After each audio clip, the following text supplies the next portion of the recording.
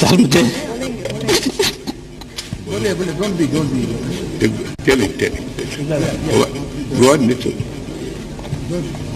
योगी जी उन सभी परिजनों के प्रति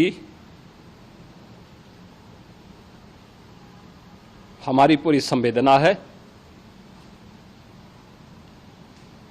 हम लोग रात्रि से ही लगातार प्रशासन के संपर्क। उत्तर प्रदेश के मुख्यमंत्री योगी आदित्यनाथ को आपने ऐसे कैसे देखा था, मतलब कब देखा था? उन सभी परिजनों के प्रति हमारी पूरी संवेदना है। हम लोग रात्रि से ही लगातार प्रशासन के संपर्क। आंखों में आंसू है, चेहरे पर गम है, गला रूंधा हुआ है। जब आप ये याद करेंगे तो आपको याद आएगा योगी आदित्यनाथ का संसद में दिया गया एक भाषण।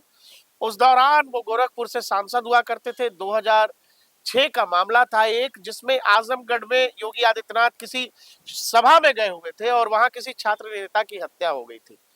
और उस दौरान उस इलाके में मुख्तार अंसारी की तूती बोला करती थी।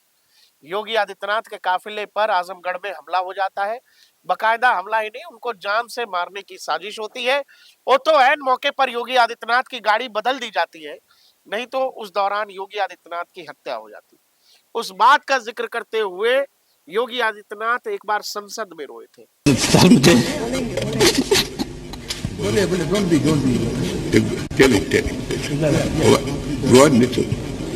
वादा पहली बार मैं 25,000 वोटों से जीता था, दूसरी बार 50,000 से जीता और तीसरी बार लगभग 1.5 लाख मतों से मैं गोरखपुर से चुन करके आया हूं। लेकिन पिछले कुछ समय से महोदय राजनीतिक विद्वेष के तहत मुझे जिस प्रकार से राजनीतिक पूर्वाग्रह का शिकार बनाया जा रहा है, मैं केवल आपसे अनुरोध करने के लिए आया हूं, क्या मैं इस सदन का सदस्य हूं या नहीं हूं, और क्या सदन मुझे संरक्षण दे पाएगा या नहीं दे पाएगा? अगर सदन महोदय मुझे संरक्षण नहीं दे सकता है तो मैं आज ही सदन को छोड़ करके वापस जाना चाहता हूं। संसद का ये वीडियो इतिहास में दर्ज है और तब से आज तक उत्तर प्रदेश की राजनीति में, देश की राजनीति में एक 360 डिग्री का जो है सर्किल हो गया है। योगी आदित्यनाथ अब उत्तर प्रदेश के चीफ मिनिस्टर हैं। मुख्तार अंसारी और अतीक अंसारी जैसे लोग खत्म हो चुके हैं, लेकिन महाकुंभ के दौरान महाकुंभ में एक घटना होती है और फिर से पूरी दुनिया, देश जो है, उत्तर प्रदेश जो है, योगी आदित्यनाथ का वो रूप देखता है कि जहां वो इमोशनल है। राहुल भाई रो रहे हैं, गला रूंधा हुआ है, चेहरे पर गम है। हम लोगों को याद है कि संसद के उस भाषण के बाद योगी आदित्यनाथ के जीवन में बीजेपी के लिहाज से भी बहुत कुछ बदल गया। आप कल जो योगी ने जो बयान किया है, जो बताया उन्होंने, इसके बाद आपको क्या लग रहा है? देखिए, सबसे पहले तो दर्शकों से मैं ये कहना चाहता हूँ, और वीडियो में उन्होंने देख भी लिया होगा कि किस तरीके से जो योगी जी तब रोए थे और अब रोए हैं। बीच में बहुत सारा समय हुआ, तब हमने योगी जी का बढ़ता हुआ कद भी देखा, और उनका कद कोई छोटा नहीं हो गया है, उनका कद वैसा का वैसा ही है। देखिए, जब इतना बड़ा महाकुंभ मेले का आयोजन किया जा रहा है और जिसके पीछे उसको सोचने वाले, वो रूप देने वाले, वो योगी आदित्यनाथ ही हैं। इतना विशाल, इतना भव्य करने का, हाँ ठीक कह रहे हैं। और उस दौरान जबकि किसी की भी गलती से नहीं, ना प्रशासन ना शासन, कोई नहीं चाहता कि ऐसा कुछ हो जाए। भीड़ में से ही कुछ लोगों ने वैसा किया, अफवाह फैली, उसके बाद में ये सब कुछ हुआ। एक और बड़ी बात है, अगर देखिए कोई और सरकारें होती तो जो वहां पर हुआ, जो हालांकि जो देखिए किसी की भी मृत्यु नहीं होनी चाहिए थी, लेकिन ऐसी खबरें हैं कि 30 से ज्यादा लोग वहां पर उनकी मृत्यु हुई है। मेरा ऐसा मानना है, इतनी बड़ी भीड़ में वो आंकड़ा 300 भी हो सकता था, वो 3000 भी हो सकता था, लेकिन वो प्रशासन ही था जिसने सब कुछ मैनेज करके सही समय पे एकदम से मैनेजमेंट कर लिया। और उसके बाद भी पूरे दिन वहां पर श्रद्धालु जाते रहे, आस्था की डुबकी लगाते रहे। 8 करोड़ से ज्यादा लोग कल भी पहुंचे।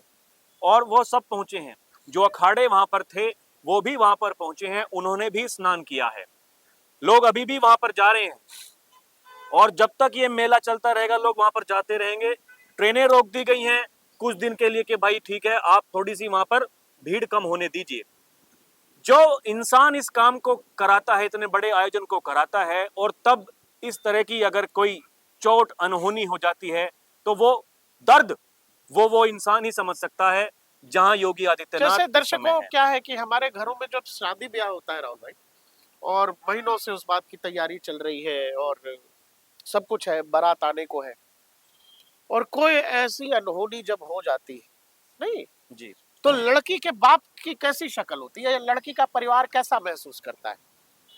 योगी आदित्यनाथ का जो चेहरा मैंने देखा वो ये था कि भाई, वो देखिए, लोग कहते हैं कि भाई योगी आदित्यनाथ के पीछे जनादेश क्यों खड़ा है, या लोग उनकी प्रशंसा क्यों करते हैं। योगी और मोदी के साथ एक जो प्लस पॉइंट है, वो जो भी करते दिखते हैं उसमें उनका कन्विक्शन दिखता है, उसमें उनकी नीयत दिखती है, और नीयत साफ दिखती है। जब साफ नीयत से आप कुछ कर रहे हो और उसमें जब कोई अनहोनी हो जाती है, तो भी लोग, आपके चाहने वाले आपके पीछे ही खड़े रहते हैं कि नहीं, इसके पीछे विजन अच्छा था, नीयत अच्छी थी, इसके पीछे ऐसा कुछ नहीं था कि महाकुंभ के बदले कुछ पैसा बटोर ले, अपने अपने लोगों को सेट कर दे, गोरखपुर में कोई आयोजन करवा ले। ऐसा नहीं था। महाकुंभ को, सनातनी परंपरा का इतिहास जो इतना पुराना है, उसको और भव्य और दिव्य दुनिया को दिखाने का प्रयास था, और उसमें कहीं हद तक उत्तर प्रदेश का प्रशासन, मुख्यमंत्री योगी आदित्यनाथ पिछले 15 दिनों को देखेंगे तो सफल भी रहे। लेकिन एक घटना से जो योगी आदित्यनाथ का चेहरा और गले में जो रुंदन आई है, जो चेहरे पर इमोशन है, वो ये बता रहा है कि वो वाकई में किस तकलीफ से गुजर रहे होंगे। वो बिल्कुल ये बता रहा है। देखिए, इस तरीके से मीडिया के सामने आकर के भावुक होना मैंने किसी नेता को नहीं देखा। वो नेता जो भावुक हुआ है वो इसलिए नहीं हुआ कि भाई वो एक, उसे कुछ दिखाना है कि लोगों से मुझे सहानुभूति चाहिए। लोगों की सहानुभूति योगी आदित्यनाथ के साथ में है। और अभी कोई प्रदेश में चुनाव भी नहीं है, न देश में चुनाव, तो योगी की सहानुभूति लोगों के साथ, लोगों की सहानुभूति योगी के साथ में है। आप इतना बड़ा आयोजन करा रहे हैं जिसमें आपने बिल्कुल श्रद्धा के साथ में अपना तन मन सब कुछ लगा करके आप उस आयोजन को करा रहे हैं, और वहां ऐसी घटना हो जाती है जो कि नहीं होनी चाहिए थी। तब देखिए किसी का भी दिल दुखता है, और जब दिल दुखता है तो वो दिखता है। अगर अब भी कोई नहीं देख पा रहा है तो इसका मतलब है कि उसने अपनी आंखों पे एक ऐसा चश्मा पहन रखा है कि जहां से केवल नकारात्मकता ही देखी जा सकती है, सकारात्मक कुछ भी नहीं। चीजों को देखने के लिए ईमानदारी की बड़ी जरूरत होती है, और वो ईमानदारी आप जब खुद योगी आदित्यनाथ को आप देखेंगे, पिछले कई महीनों से जो कुछ महाकुंभ को लेकर तैयारियां चल रही हैं प्रयागराज में, वो देखेंगे, जिस तरह की व्यवस्था और जिस तरह का आयोजन है वो, और इतने विशाल और भव्य रूप को देखेंगे, तो आपको समझ में आएगा कि वो किस पेन में गुजर रहे होंगे। देखिए, मुझे याद है वर्ल्ड कप के फाइनल में जब टीम इंडिया हार गई, सबसे ज्यादा तकलीफ मुझे रोहित शर्मा के चेहरे पे दिखा, पूरे देश ने देखा, क्योंकि रोहित शर्मा सबसे ज्यादा शिद्दत से खेल रहे थे। उन्होंने हमेशा अपने से, टीम से आगे, टीम को हमेशा आगे रखा, और अपनी इनिंग की परवाह नहीं की राहुल भाई कि हमारा शतक होगा कि शतक होगा। योगी आदित्यनाथ भी वही कर रहे थे कि उन्होंने सरकार, उत्तर प्रदेश का प्रशासन, इन सबसे ऊपर सनातनी परंपरा को रखा, और वो इसको विश्व तक ले जाना चाह रहे। और देखिए उसी परंपरा का सब पालन भी कर रहे हैं। हमने वो बदलाव देखा है जब से योगी आदित्यनाथ ने कमान संभाली है सूबे की। हमने उत्तर प्रदेश को बदलते हुए देखा है। हम इसी उत्तर प्रदेश में रहते हैं, हमने वो पहले का दौर भी देखा, हम आज भी उत्तर प्रदेश को देख रहे हैं। एक जो मुखिया, वो इतना बड़ा, देखिए सबसे जनसंख्या में सबसे ज्यादा लोग उत्तर प्रदेश में ही रहते हैं, और उसको इतने बेहतर तरीके से कमांड करना वो कोई आसान बात नहीं है। इतने बड़े मेले का आयोजन कराना, महाकुंभ का, सब कुछ तो ठीक ही चल रहा था, वो कोई आसान बात नहीं है। वो देखिए साख का सवाल था, चाहे वो योगी सरकार हो चाहे केंद्र की सरकार हो। ये देखिए एक घटना ऐसी हुई जिसने सभी को रुला दिया। तब अब दिक्कत इस बात से होती है कि गिद्ध कौन है। दिक्कत उस बात से है, आपको राजनीति करने के लिए अभी भी यही वक्त सूझ रहा है। आप देखिए, राजनीति करने का कोई समय नहीं होता, पर लेकिन ये समय ठीक नहीं है। कम से कम ये समय तो बिल्कुल भी ठीक नहीं है, जब जरूरत है एक ऐसे विपक्ष की जो सरकार के साथ में खड़ा होकर के कहे कि जी हाँ देखिए, ये अगर उत्तर प्रदेश के किसी जिले में ये आयोजन हो रहा है, वो उत्तर प्रदेश का हिस्सा है, वो देश का हिस्सा है। नेता हैं वो भी देश के हैं, देश के बाहर के तो नहीं है, इसी देश के हैं। हमने वो समय भी देखा जब जवाहरलाल नेहरू वहां पर गए थे तो कितने लोग, 1000 से ज्यादा लोगों का देहांत हो जाता। और तब भी देखिए बहुत सारी बातें हुई, लेकिन बातें दब गई। राहुल गांधी वीवीआईपी कल्चर की बात कर रहे हैं। देखिए, अब राहुल गांधी वीवीआईपी कल्चर की बात कर रहे हैं। उनकी माता 2001 में इसी संगम में डुबकी लगाने के लिए गई थी। तब तो सोशल मीडिया का जमाना नहीं था, लेकिन उस दौरान भी सभी समाचार पत्रों ने उनकी वो तस्वीर फ्रंट हेडलाइन बनाई थी कि देखिए सोनिया गांधी वहां पर आस्था की डुबकी लगाने के लिए गई हैं। उसके पीछे कारण क्या था? उसके पीछे कारण ये था कि जब सोनिया गांधी को प्रधानमंत्री बनना था देश का, तो उन्हीं की पार्टी के कुछ नेताओं ने विद्रोह किया था, सवाल उठाए थे। पवार ने ठान दिया था कि भाई उन्होंने आप तो बन ही नहीं सकते, अपनी एक अलग पार्टी बना ली थी। क्यों? क्योंकि नागरिकता का सवाल था। अब क्योंकि उन्हें दिखाना था कि भाई हम इसी देश में जब हम रह रहे हैं तो हम नागरिक हैं, हम देखिए हिंदू धर्म को मानते हैं, हम उसकी आस्था को मानते हैं, तो आप जाकर के वहां पर फोटो खिंचवाते हैं, सब कुछ दिखाते हैं। तो क्या वो वीवीआईपी कल्चर नहीं था? क्या आप जब अखिलेश यादव इसी मेले में वहां पर गए स्नान करने के लिए, वो क्या साधारण लाइन में लग करके गए थे? इसमें लोग, हम लोगों को कह सकते हैं कि आप लोग योगी आदित्यनाथ का पीआर कर रहे हैं, योगी आदित्यनाथ का प्रचार कर। देखो भाई, कोई भी काम कोई नेता या कोई भी व्यक्ति जो करता है ना, उसके पीछे कन्विक्शन और नियत देखी जाती है, और वो चीज सामान्य आंखों से भी समझी जा सकती है अगर कोई पर्दा ना लगा हो। तो आपने किसी आदमी को देखकर या सोचकर अगर तय कर रखा कि ये ऐसा ही है और पूर्वाग्रह से ग्रसित है, तो फिर इस बात की का कोई इलाज नहीं। नरेंद्र मोदी पिछले 15 साल से 10 साल से प्रधानमंत्री हैं, 5 साल और रहेंगे, और लंबे समय तक गुजरात में मुख्यमंत्री रहे। देश में ऐसे बड़े पत्रकारों की फौज है जो आज तक नरेंद्र मोदी को गाली दे रहे हैं। उन्होंने कभी नरेंद्र मोदी का पॉजिटिव पक्ष देखने की कोशिश ही नहीं की कि आखिर इस देश का बड़ा वर्ग नरेंद्र मोदी को जिता क्यों रहा है। योगी आदित्यनाथ पर जब आप बात करेंगे और कुंभ पर जब आप बात करेंगे, आपको उनके कन्विक्शन को देखना पड़ेगा, उनके नियत को देखना पड़ेगा। और वो जो रो रहे हैं, वो रो इसलिए नहीं रहे कि बहुत बड़ा कोई राजनीतिक नुकसान हो गया, वो रो इसीलिए रहे हैं क्योंकि एक दाग लगा है सनातन संस्कृति पर, आस्था पर। एक बहुत बड़ा दाग कह लीजिए उसको लग गया कि लोग अब कहेंगे कि अरे आप तो इतना सनातन सनातन कर रहे थे, इतना कह रहे थे कि वैश्विक एकदम इंतजाम है। क्या इंतजाम था? लोग मर गए। उन्हें देखिए, राजनीति अलग चीज हो सकती है, लेकिन जो लोग वहां पर देखे जिनकी मृत्यु हुई है, उनके परिवार के बारे में सोचकर वो संवेदनाएं जब उन्होंने प्रकट की, वो सब ये दर्शाता है कि उस नेता की नियत थी, उसकी नियत खराब नहीं थी, उसे कोई प्रोपोगेंडा नहीं करना था, उसे कोई इवेंट नहीं बनाना था। ये आस्था का प्रतीक है, सनातन का प्रतीक है, देश की संस्कृति का प्रतीक है। उसी को तो लोग कह रहे थे और अब उसी पर सवाल उठा रहे हैं। जिस दिन से महाकुंभ शुरू हुआ है, ऐसा बड़ा वर्ग है एक लगातार इस बात की आशंका चाह रहा था, उनकी बातचीत से लग रहा था कि अरे कुछ हो जाए तो जरा ट्वीट कर दे, कुछ हो जाए तो जरा बोल दे। और वो अनहोनी की आशंका में वो लोग मतलब एकदम पेट में मरोड़ उठ रहे थे।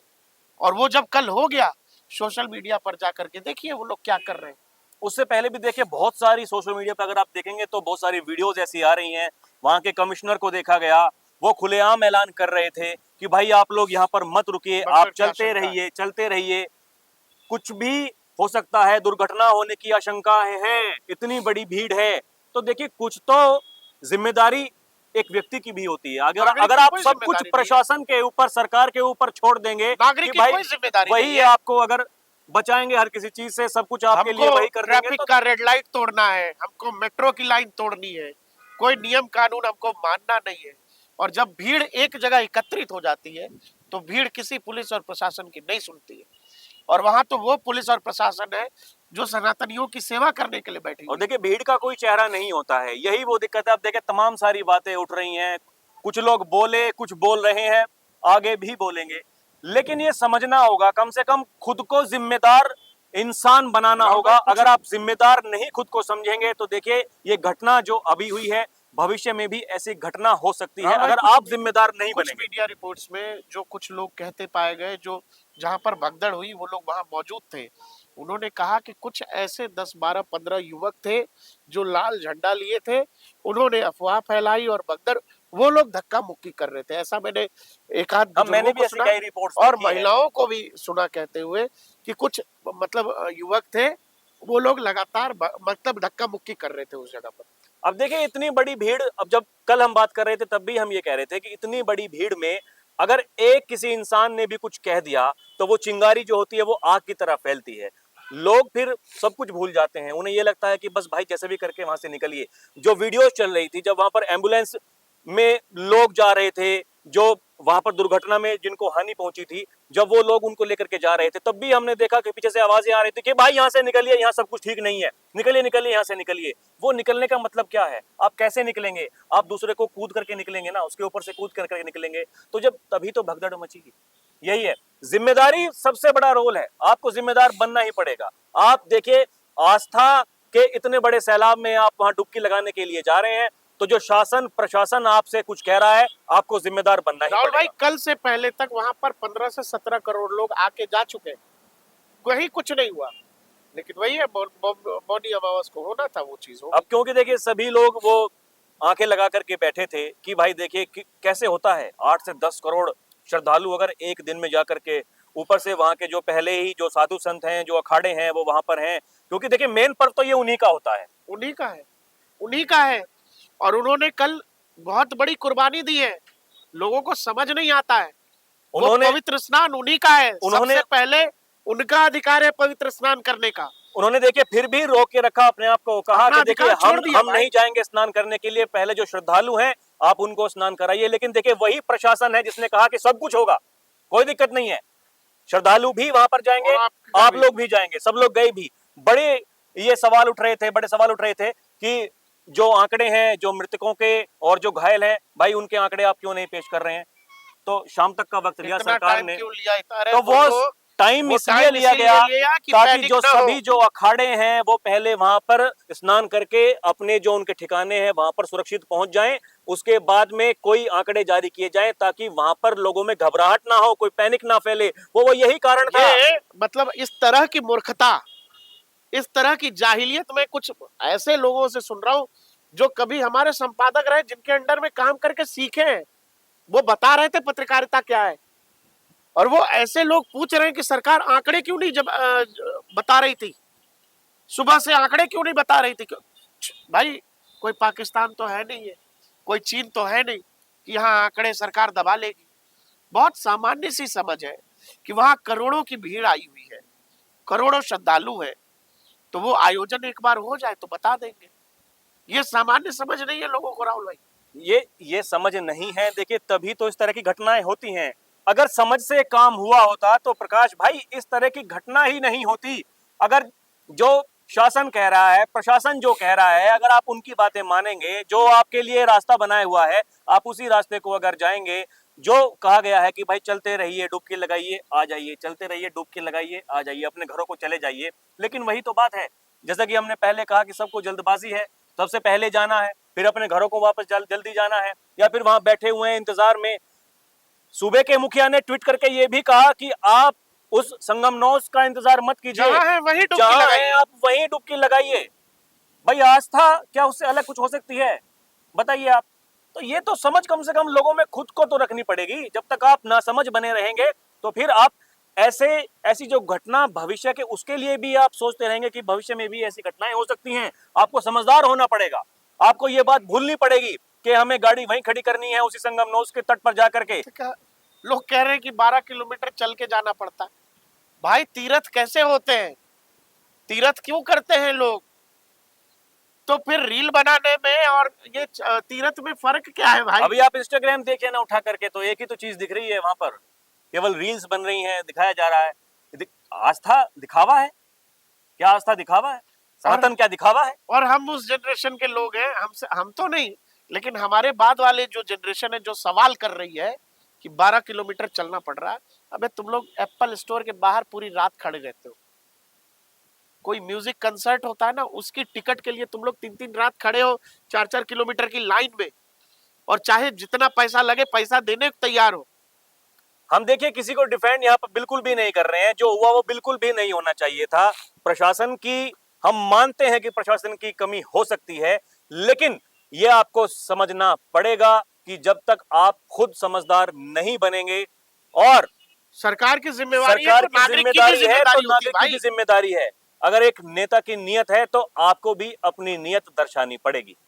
और बिल्कुल ठीक बात है। और मुझे ये लगता है राहुल भाई कि योगी आदित्यनाथ का जो चेहरा हमने देखा है कल, जैसे संसद वाली तस्वीर किसी से नहीं भूलती है, ये वाली तस्वीर भी किसी से नहीं भूली जाएगी। दूसरा क्या है कि जैसे किसी भी कार्य में अगर यश आपका है, चूंकि यश और कीर्ति तो आपको ही मिल रही थी, कितना भव्य और दिव्य आयोजन आपने कराया, अब इसमें जो अपयश है वो भी निश्चित तौर पर योगी आदित्यनाथ के सिर ही बनेगा। लेकिन यही तो बात है, जो पुरुषार्थ करते हैं जीवन में उनके साथ ये होता है कि कई बार आप अच्छा काम करने गए, उसमें कुछ बुरा मिल गया। और इस बात से योगी आदित्यनाथ कैसे निकल करके आएंगे, ये बड़ी चुनौती है खुद योगी आदित्यनाथ के लिए भी, और उनके तमाम राजनीतिक विरोधियों के लिए एक मौका है कि वो योगी आदित्यनाथ पर तमाम हमले करेंगे। लेकिन योगी आदित्यनाथ को जानने वाले, समझने वाले लोग ये जानते हैं कि उनके काम के पीछे वो नियत थी, और इसीलिए हमें लगता है कि इन तमाम चीजों से, राजनीतिक बाधाओं से योगी आदित्यनाथ निकल कर चले आएंगे।